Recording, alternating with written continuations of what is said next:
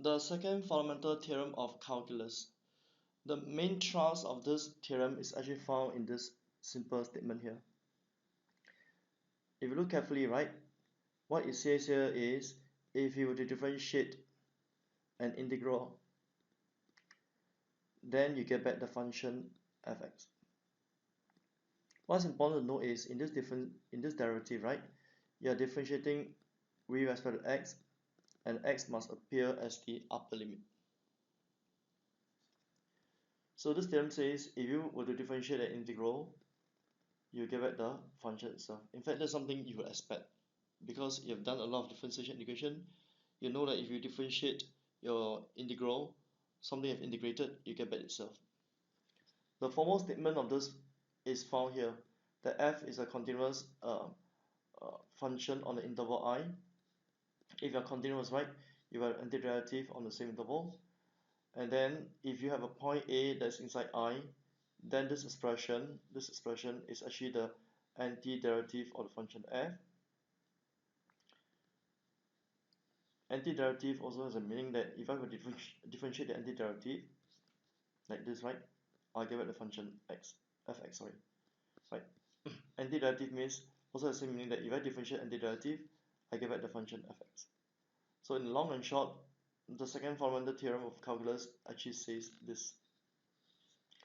It's a very high sounding theorem, but actually it's quite easy to apply. Let's look at some simple example. In example 38, right, you have to differentiate this integral. In this integral, you're integrating from 0 to x. You can see 0 to x. The upper limit is x. So this theorem says if you were to differentiate this integral, you get back the function itself. You can see? Now you see that the x takes the place of t here. You can see? Likewise, if you were to differentiate the integral, right? The upper limit is x. It doesn't matter what you have on the lower limit. So the theorem says differentiating this integral, you get back fx. You can see t is now replaced as x. In the third example, you notice that x is actually on the lower limit. And to use the theorem, right, to use theorem, x must be an upper limit.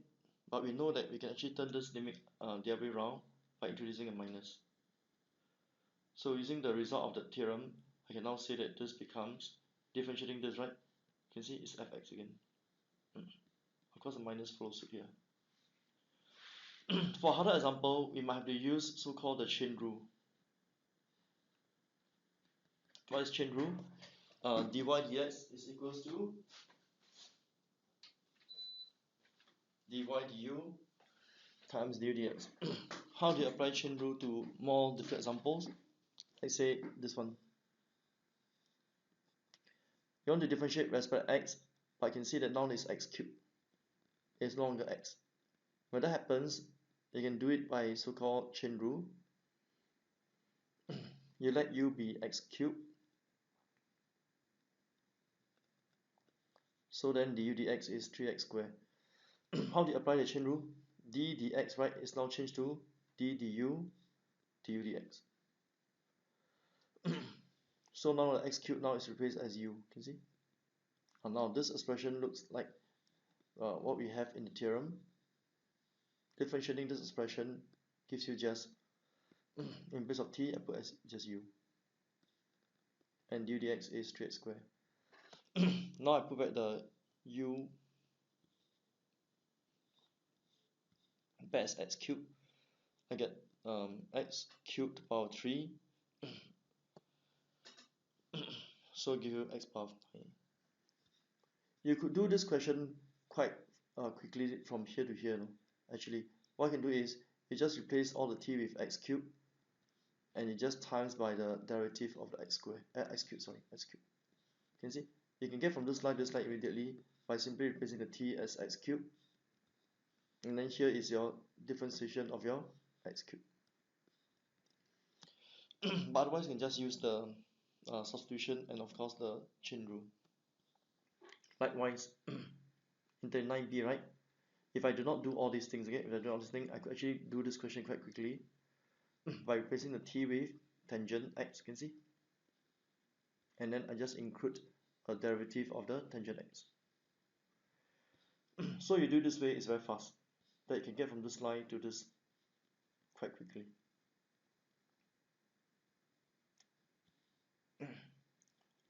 One thing you must note is before you use the theorem, you must make sure that things work well. Like for example, if you choose an interval from -10 to x cubed, then this integral has a little problem, right? Because this function is not defined, say in the case when t is -10, or when t is actually even like -9, even to be defined. So when that happens, you cannot really use the theorem because something's wrong about this, right?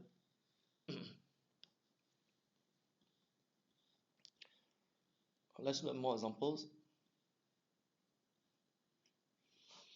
Now you have minus x here and x here. For such a question, right, you will break it up into two parts. Minus x to 0 and 0 to x. You can turn this the other way around by putting a minus here.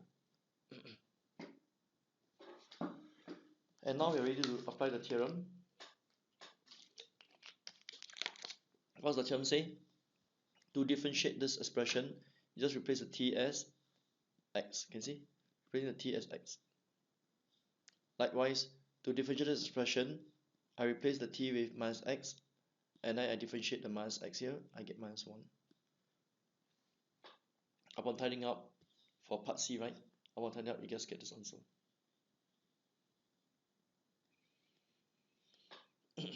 Likewise, in part D,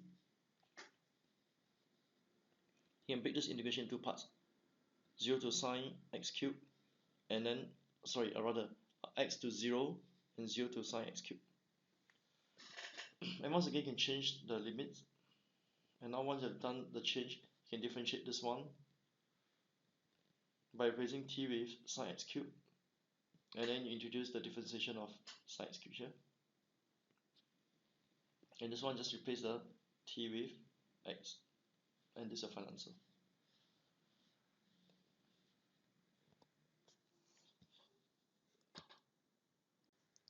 Now let's do the next example, example 40, which is taken from a past AP exam paper.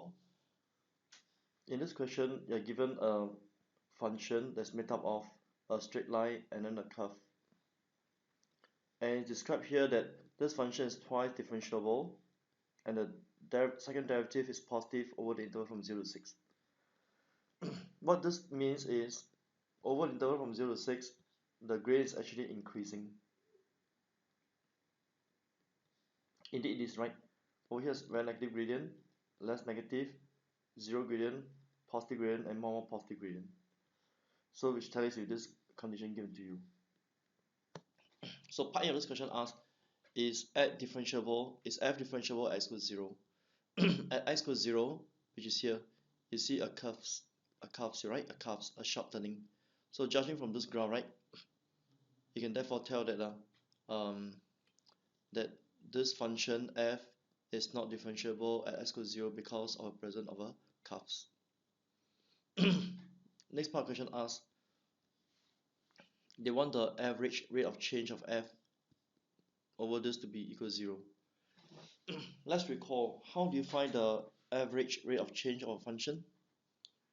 To find the average rate of change of a function, you gotta find the value of f6 minus f of a, then divided by the interval 6 minus a.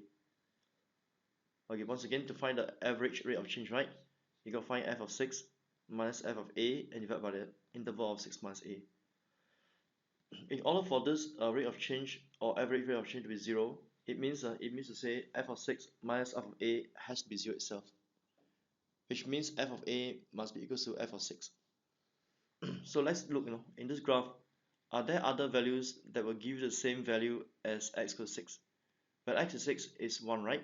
So are there values that will give you f of a equals 1?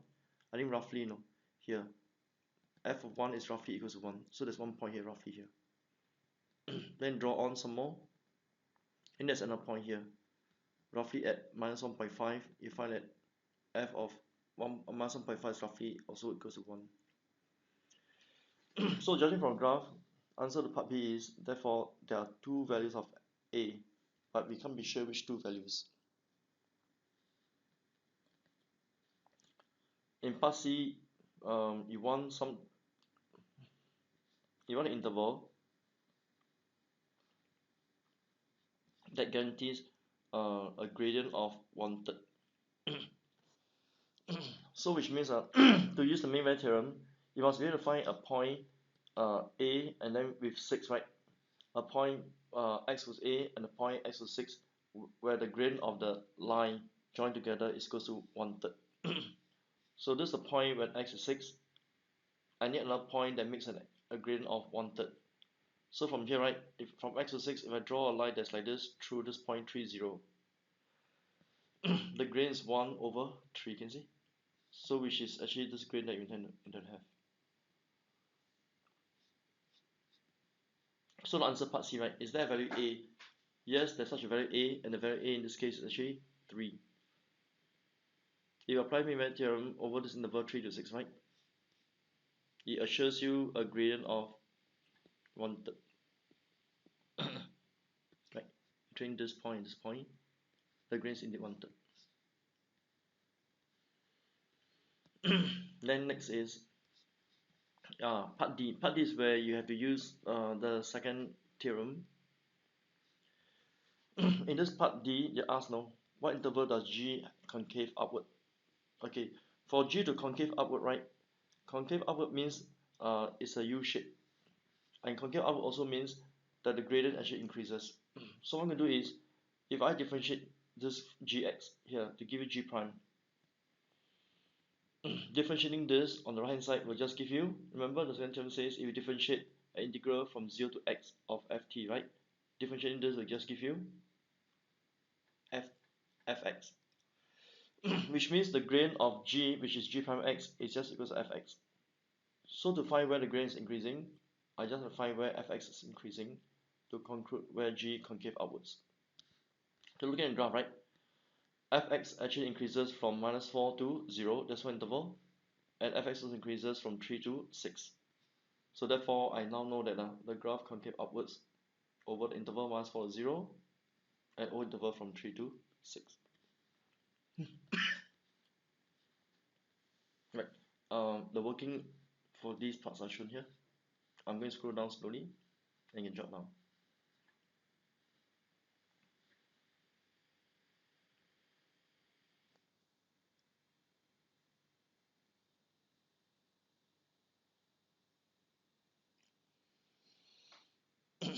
This is A, B, and C. So give some time to jot down first.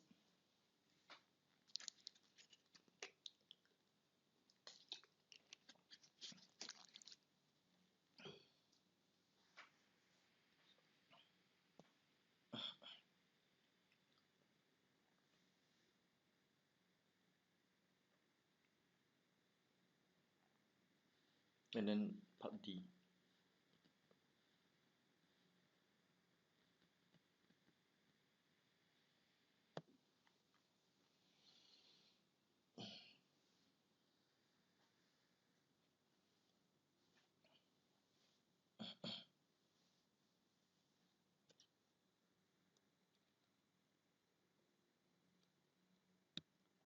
Now let us do example 41, which happened to be the last example of the chapter 3 notes. In this example, you are told of a company that makes cable. For every meter it sells the cable for $120, which means for 2 meters you sell it for 240, for 3 meters it will be 360. And of course, a company that produces cable will also incur costs in producing the cable itself. And you're told that the cost of producing cable, right, actually varies with the distance from the beginning of the cable. What basically is happening here is, you know that if you have a very long wire, to make it even longer, it can be quite costly actually. You know what I mean? So if you're making a very short wire, actually it's quite cheap. But once you make a very, very long wire, and to make it even longer still is actually quite expensive. To give you another analogy is this, no? to buy a small mirror is quite cheap. But to buy a big mirror, right, the price can go quite high. If you have a big mirror and you want a even bigger mirror, I think the cost is even more expensive. So it's not easy to produce big mirrors. It's actually quite costly. Right? So that's what the author trying to say here, that that the cost of producing the cable is not constant throughout, which is the case in most of the time in such industry. And you are told that the cost to produce a portion of cable X meter long from the beginning of the cable is 6 root X dollars per meter. So what this sentence actually mean is like this, no? That if you already have X meter long, to produce an additional meter from it, right, you need to pay 6 root X dollars for every meter. Okay. So there's this definition of profit. In fact, it's quite intuitive. Profit is always equals to the revenue minus the cost price. The revenue is how much you collect by selling the cable, and the cost price is the money that's spent to produce the cable. And this question comprises 4 parts: finding the profit from selling 25-meter cable, and then asking for meaning of this integral, and then part C, and then part D. So let me read for a little while first, and then we can do it together.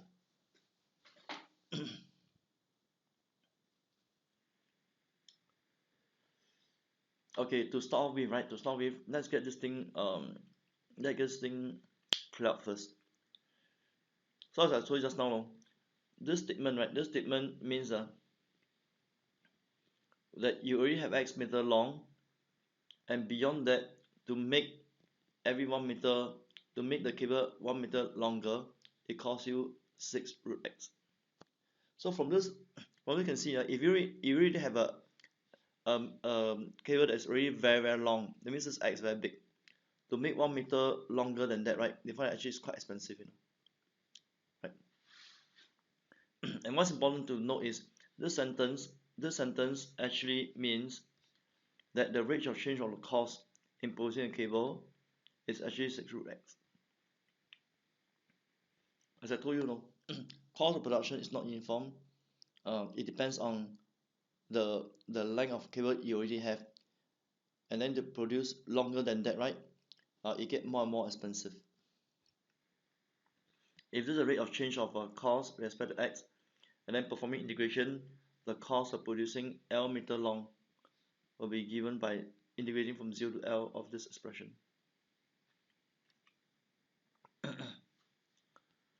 Okay, so with this, we are now ready to actually answer the 4 parts to this question.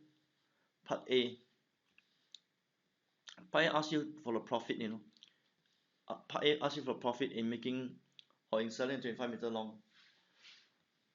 For every 1 meter, I sell for $120. So for 25-meter, I sell it for this much money. And then the cost of producing 25-meter long, right? Remember, we had this expression just now, 0 to L. Now L is 25. This is the cost of producing the 25-meter long wire. So revenue minus cost price will give you the profit. So check my values, make sure that you get something. Then in part B, they ask you for the meaning of this expression. So this expression, if you look carefully, right, you can rewrite this thing as integrating from 0 to 30, 6 root X, minus integration from 0 to 25, 6 root X. You could rewrite this expression that way.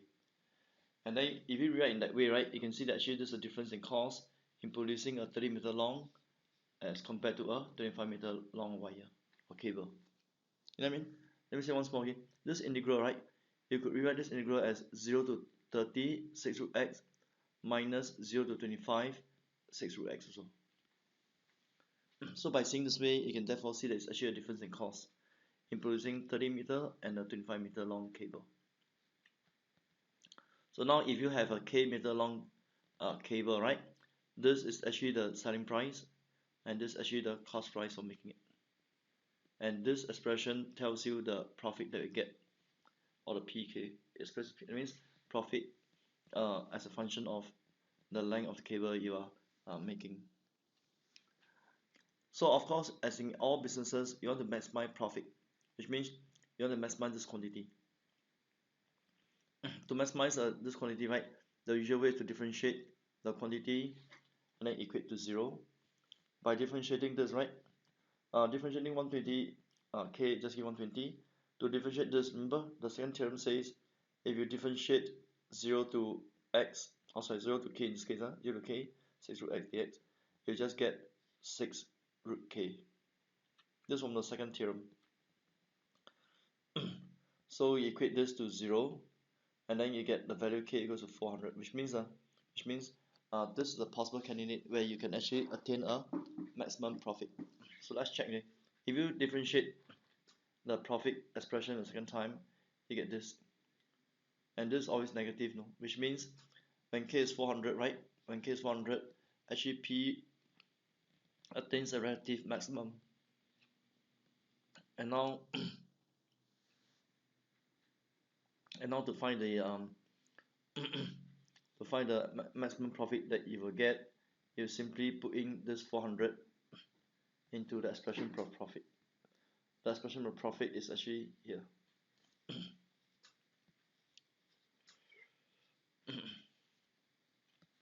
And then you get the maximum profit to be 16,000.